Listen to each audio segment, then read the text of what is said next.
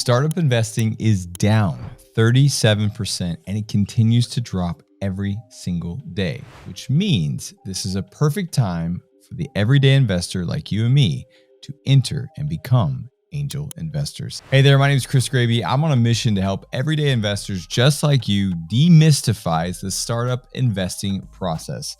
With 25 plus startup investments under my belt, I'm going to show you how to spot a hot startup and become an angel investor today. Now look, this is not a financial advice. This is strictly for entertainment purposes only. Let's dive in. With the economy tanking, hedge funds and private equity and venture firms are hoarding their cash. This means they are sitting on piles of money and they're not investing it in startups. But this is very good news for you and me, because that means that startups that typically built their company with the idea of receiving investments from VCs, venture capitalists, or hedge funds, they're stuck. They're sitting there in no man's land and they need to find another way to get their startup funded, which means there are legitimate startups that could be multi-billion-dollar companies someday looking for someone to invest in their startup.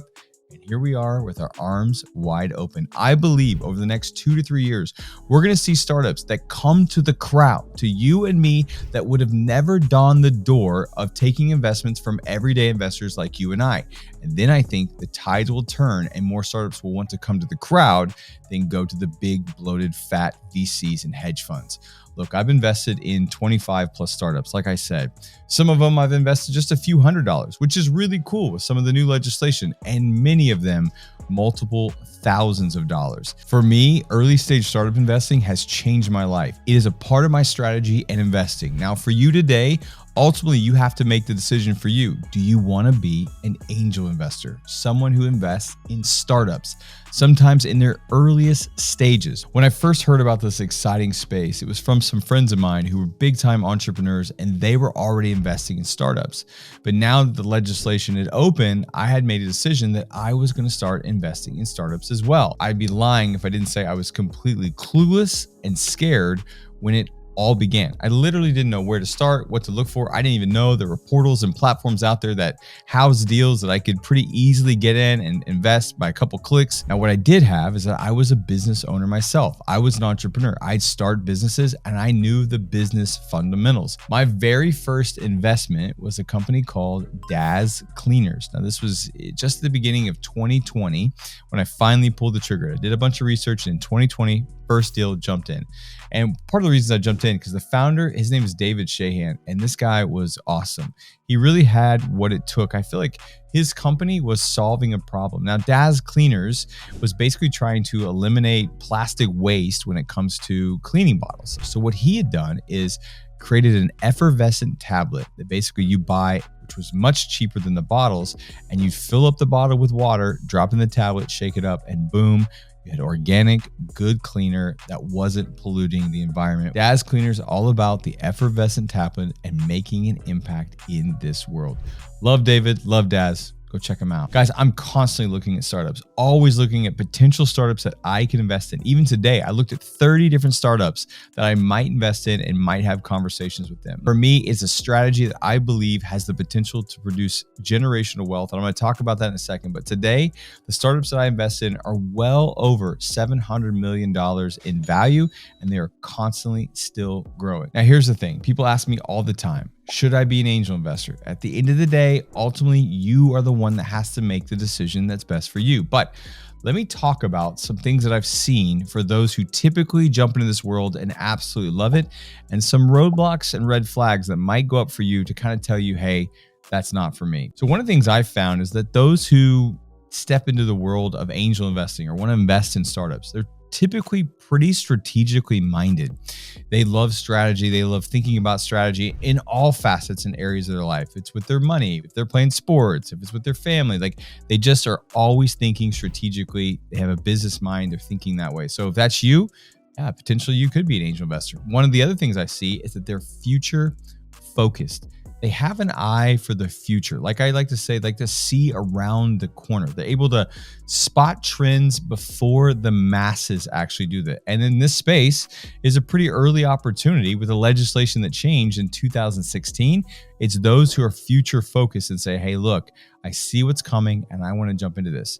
Another thing that I've seen is that those that tend to like and enjoy startup investing, they are calculated risk takers. They don't take stupid risks, they take calculated risks, and they understand that startup investing has the opportunity for risk alongside of it, but they take calculated risk. And the last thing that I've noticed is a lot of them are entrepreneurial minded. They have a business mind, maybe they have a business, or they one day want to start a business, but they understand the mechanics of business and they like investing in startups who are building businesses as well. Now, like I said, this is not for everyone, and everyone shouldn't be an angel investor. It really is true, but I want to make sure I paint the fullest picture to help you make the best decision that works best for you. This is not a get rich quick scheme, right? This is not something like you can invest, it's crypto and tomorrow it goes to the moon. This is a long-term investment.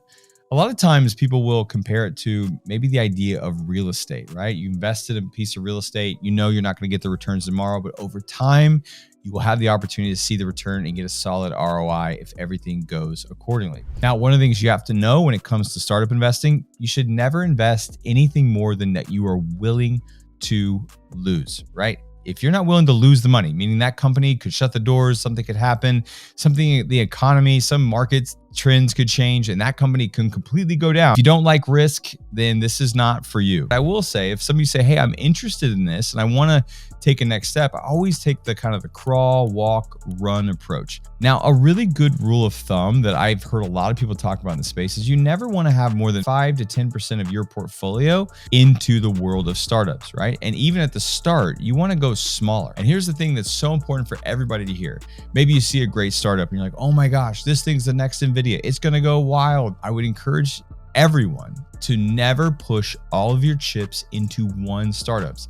The VCs, the hedge funds, they don't do that. They spread around their investments across multiple deals, hoping that one of them will return for any losses they have and ultimately bring the lion's portions of return down the line. So for me, when it comes to the world of startup investing, I love it. There's probably no one more bullish than me on it. I have kind of gone all in on this strategy and I love teaching new potential startup investors all about it. So some of the things that have me so excited is this avenue of investing has the potential to produce generational wealth. I mean, we hear stories of the Airbnbs and the Dropboxes and the Ubers of the world, how the earliest investors saw massive returns on their early seed investments. Now, I understand those are called unicorns for a reason. They're rare, but I still believe that there's opportunity and some huge upside of a potential return on investments inside of the world of startup investing.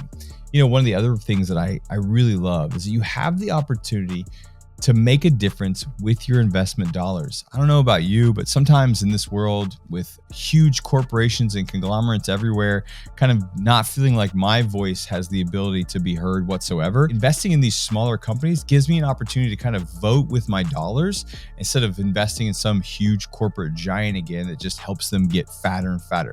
And one of the parts I love the most is letting other people build their businesses and getting to enjoy the success of their work without having to start up my own startup. Building a business is hard, but when you invest in others, they're building the businesses and you get the opportunity to see the potential upside. Now, one of the other coolest factors I love is the people that I get to meet who dive in and love the world of startup investing. There are some really neat, smart-minded people who are doing this, and it's so great when I get to collaborate, meet with them, and even those inside of my membership who've all decided that they want to be a startup investor as well. I believe it's like the American dream on steroids, right? Again, you're not building your own startup, you're investing in founders who had a vision, wanted to build something, and wanted to solve a problem. There's no crystal ball, but if all goes according to plan, you'll have the potential to have a nice payday and a return on the upside if they go public or potentially get acquired down the line. Obviously, there's risk involved. 90% of startups don't make it past year number 1. So you always want to make sure you do your homework, do your due diligence, and seek the guidance of the professionals. With that being said, guys, look, I'm excited to tell you that I just put together a brand new masterclass. I'm breaking down how all of this actually works. I'm talking about the legislation that passed that made this possible. I'm talking about how the ultra wealthy and the hedge funds have leveraged this strategy to see unbelievable returns down the line. I'm going to talk about some of the things that I look for. I'm going to talk about the startups that I've invested in, and I'm also sharing what I think is coming for the future of this space. I'm very excited about it. And I've put it all together in a free masterclass. All you have to do is click the link in the descriptions, go to the masterclass. It's available for you right now, and learn the ins and outs of this sector and how you can jump in and become a startup investor today. All right, with that being said, I hope you enjoyed this video. If you did, you're going to love this one, and you're definitely going to love this one right here.